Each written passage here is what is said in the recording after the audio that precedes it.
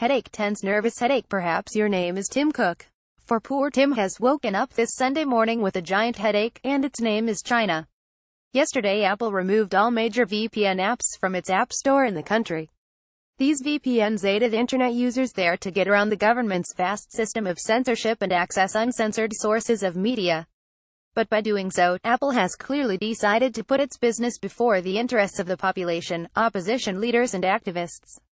For example, Golden Frog, which makes privacy and security software including VYPR VPN, was just one of several providers who said its software had been unceremoniously dumped from the App Store.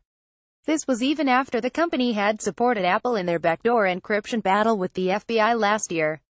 There's loyalty for you. Another, ExpressVPN, a provider based outside of China, said all major VPN apps including its own had been purged from Apple's China-based store. Apple had told them that its app was removed because it includes content that is illegal in China. That's semantics. The illegal content referred to as the operation of an unlicensed VPN, a requirement which came in January.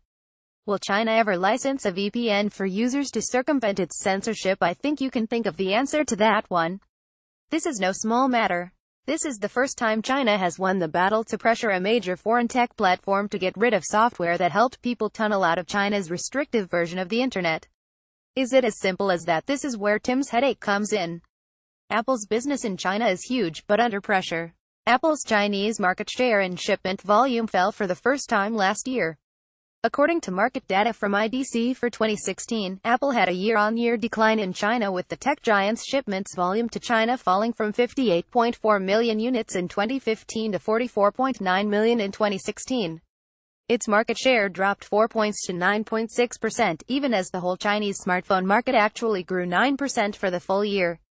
China's leading phone vendors Oppo, Huawei and Vivo are happily breathing down Tim's neck in the ever-quickening pace of China's mobile market. Furthermore, this year research came out that said Apple was at risk of falling out of the top 5 smartphone vendors in China, with local brand Xiaomi snagging the 4th place spot that was previously held by Apple, according to Canalys. The next iteration of the iPhone could help it revive its influence, but that remains to be seen. Meanwhile, Xiaomi, Huawei and others are building out their own Siri competitors, which, as Amazon Alexa has shown, is one of the next waves of computing. So we can see where Mr. Cook is under pressure. China is Apple's second market after the US and has far more potential for growth. To stay in the country, he must walk a delicate balancing act with the famously restrictive authorities, while growing sales.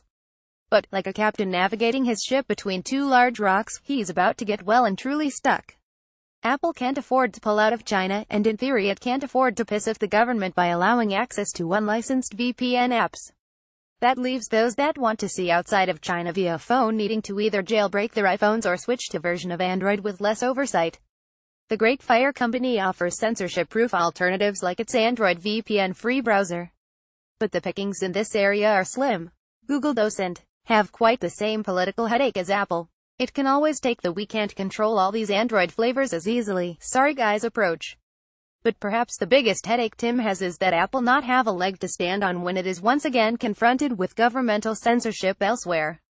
How will Apple now argue against the Trump administration effectively, after kowtowing to China in this fashion, when next Apple must face off with this intransigent White House over criminality or terrorism attacks at home? Any protestations they make will be empty after their capitulation in China. There is really only one way out. Apple should have stood its ground. It should have relied on its standing in the market as the provider of the most sought-after, premium, mobile device. If the indications are anything to go by, Apple's entrance into VR could make the next iPhone the hottest device since the first one. Why not make a government think twice before attracting the intense ire of their tech-hungry populations? In sticking to its principles, Apple would have been able to hold its head high in the US and globally. It could have maintained its brand values amongst its devoted user base around the world. What's the name of the pill to cure Tim's oncoming headache? It's called Resolve.